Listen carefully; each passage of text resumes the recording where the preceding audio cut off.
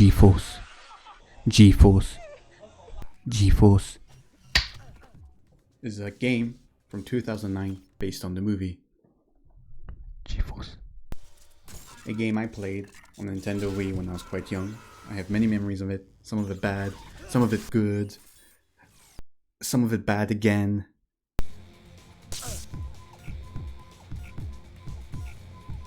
So I decided to revisit the game to see if there's a reason why there's no sequel to such a masterpiece. Came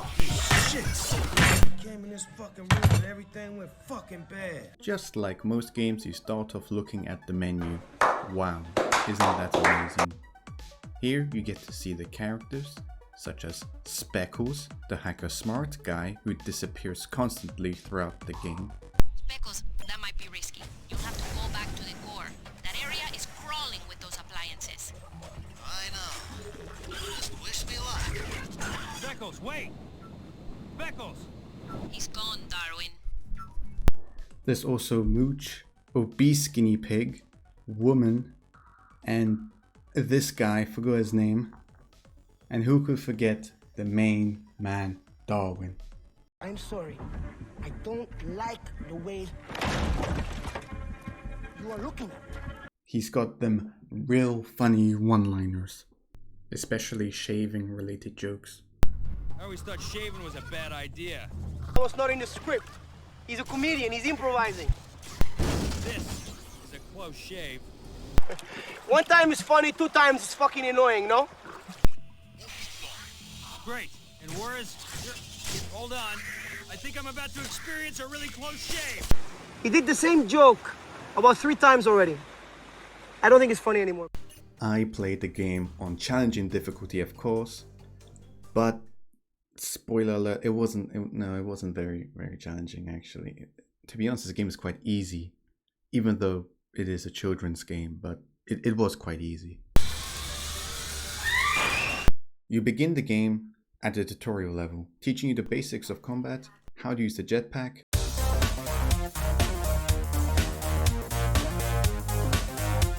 among other basic features. You also get introduced to my second favorite character, Tutorial Lady. Press the button to attack with the electrode. Hold the button to lock into enemies. I mean, she's not the one saying jokes I don't understand. Strange. There's some kind of liquid on the floor. Blaster, you've been through there? Not my bad. I don't get it, like Blaster is a black guinea pig, but I don't see why he would leave a black fluid all over the floor. Is it a cum joke? Am I missing a joke? I don't get it. After completing the tutorial, you get introduced to the in-depth lore of the G-Force cinematic universe. This private network of satellites, every Saberling appliance will immediately be linked and able to communicate with each other and with their owners. Okay, G-Force, you know what this Saber sense can really do. Agent Darwin, set the mission profile.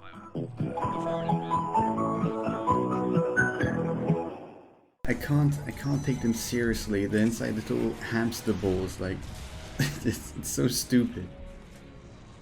Now the game actually begins. First thing I did was attempt to shoot the guards, but the head was so bold and so well waxed it deflected the shot from a plasma rifle entirely. When you make it inside, you're introduced to Mooch, who is your companion throughout the entire game and just follows you around and helps you solve a few puzzles. That's pretty much it. Wow, look, it's Leonard Saber, the big bad man who makes all the evil toasters. Funny thing about this scene, if you take too long to complete your objective by holding E to hack, he would just end up standing there and pretend to speak as this 4-polygon woman just looks at him.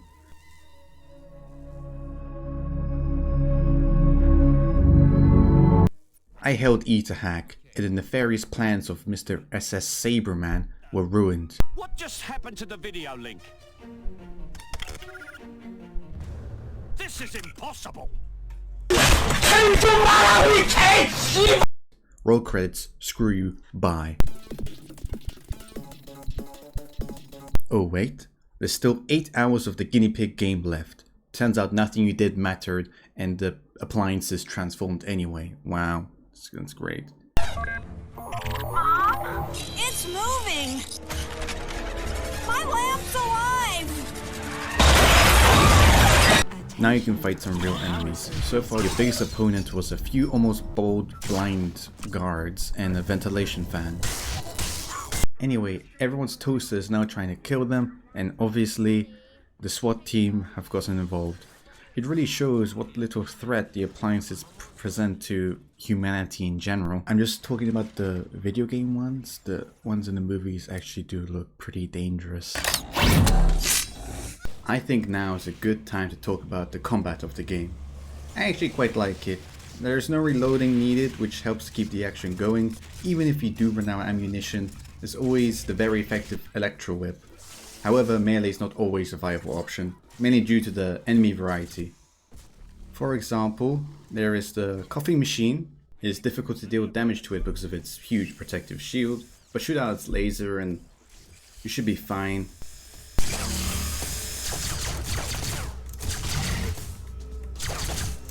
There's also the electrical fans, which shock you when you try to whip them. They are immune to all melee damage.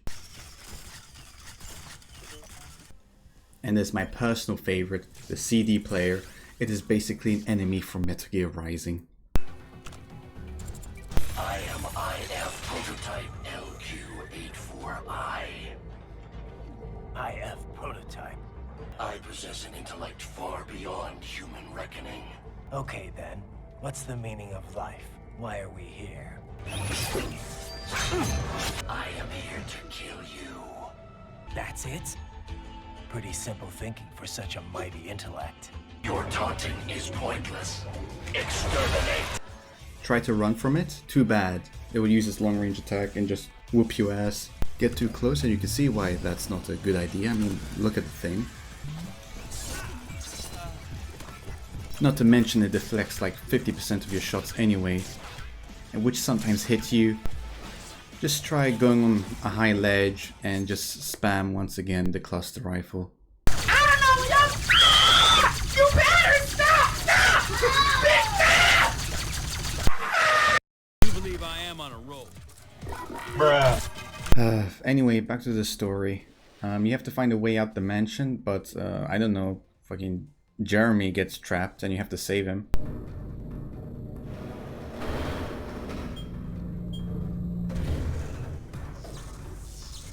Guys, hate to bother you, but I got a problem here. The elevator stopped cold. Sorry, what was your name? Jim. Nobody cares! I was gonna do that, then I forgot he existed, so he's dead.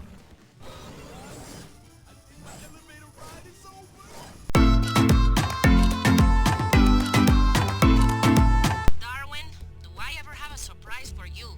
Greetings, Darwin. Speckles? What? I thought you were... What happened, old friend? Something you should know, in the movie, Speckles was thought to be crushed by a trash compactor, but he's okay. Yay. So blah blah blah blah blah. Hack complete, little boss fight with a flying torch, plans fuck up again. So now the current objective is to stop the production of the appliances. It's also here where you get the Nano Hacker, quite the name.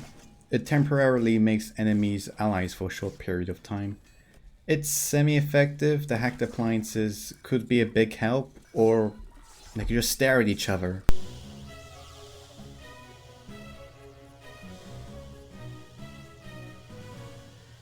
Later on, I get jump scared.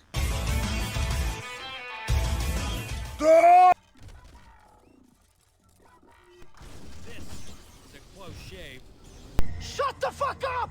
Stop the distribution of scary toasters, get glitched inside some lasers, and now I have to stop chip production. Done. After doing this, I wonder how did people not notice that the appliances are kind of strange. I mean, the flashlights have homing missiles inside of them, the coffee machines have lasers, and the blenders are filled with oil, glue, and fucking radioactive material. How do you let blenders with uranium get sold to the public? Whatever, it's a kid's game, who cares? The two scientists from the first cutscene are back and are trapped. They help me navigate the place by saying I'm basically screwed unless I'm a guinea pig. Unless you reroute the pneumatic tubing to get past the airlock. But you'd have to be the size of a guinea pig to fit in that tube. Good luck with that. Thanks. But wait, I am a guinea pig. How convenient. I untrap them, then destroy the last process of chip manufacturing. After destroying it, the hamsters do a cool power getaway sequence towards the FBI headquarters to find out who's behind all this madness. Now that Darwin has made it to the FBI headquarters, he has to break inside. Gotta get in and locate where they took our friend Mr. Leonard Saber. How hard can it be? Easy actually. There's just a vent you can walk into. To find out the location of Mr. Saber man, we need to access the control room. Luckily, obese hamster distracts the guards by being obese. Think you can do something to get the guard to come out? You just watch. What the? What's up? Gotta be kidding. It's me again. Horace, hack into the system and find Saber. Got him. There's Saber. I tell you, I don't know what has happened. Just tell us how to make those waffle irons and toasters stop attacking everyone. I keep telling you, I don't know. Unless it was Yanshu. He could... Enough from you, Mr. Saber. Time to bring our working relationship to an end. Who is this? Identify yourself. Hello there everyone, Gamers, and welcome back to another Minecraft Monster. This time we are The new objective is to save Leonard Saber and find out how to disable all the appliances. After finding Saber in an elevator, your alternative personality called, I don't know, Zeke, takes over and tells Saber to go to the helicopter pad. Which is not the right direction. The right direction is the opposite of the helicopter pad. Whereas I freed Saber's elevator. Mr. Saber? Mr. Saber, can you hear me? You must head to the ground. Mr. Saber, don't listen to that imposter's... After fighting in a huge arena, it's not that big. After fighting in an arena, it is revealed that you need to destroy a satellite dish to disable all the appliances. Nothing too interesting happens. I kill more robots, guess a combination, meet the scientist from earlier. Here's what you do. Disable the main satellite dish that the Saberling network uses to control the appliances worldwide. Once you do that, we can shut down that entire wing of the building. And that should end this madness. The big satellite. You'd think there would be a final boss, but no. You just fight with waves of enemies and smash a satellite dish. However, not all is bad. We get to discover who the CEO of Yahoo was all along. Come to visit. Leaving so soon, Darwin? No, I stop. do think What it is are you time doing? we What met. are you doing? What are you doing? We do have surprises. Jesus, I just really want to end this video. I'm getting kind of bored now.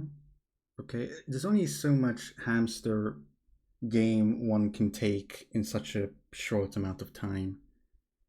Anyway, he complains about living in society. You ever searched on the net for the word mole, Darwin? There's thousands of pages showing how to trap them, how to kill them. Guess what? Now it's humanity's turn! And a big fucking robot appears, grabs him, and now makes a new Speckles hat out of the satellite dish.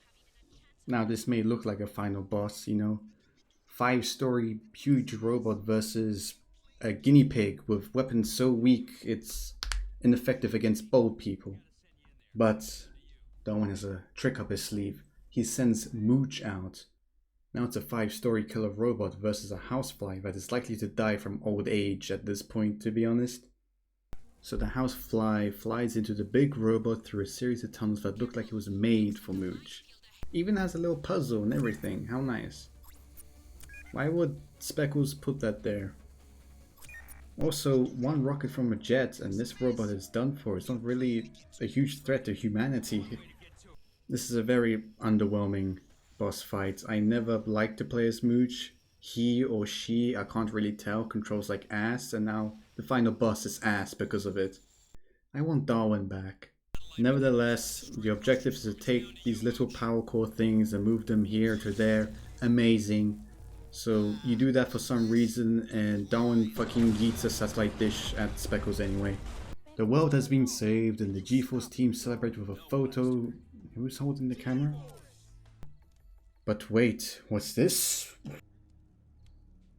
Speckles is alive! Oh no, what will he do next? Guess we'll find out when G-Force 2 is released.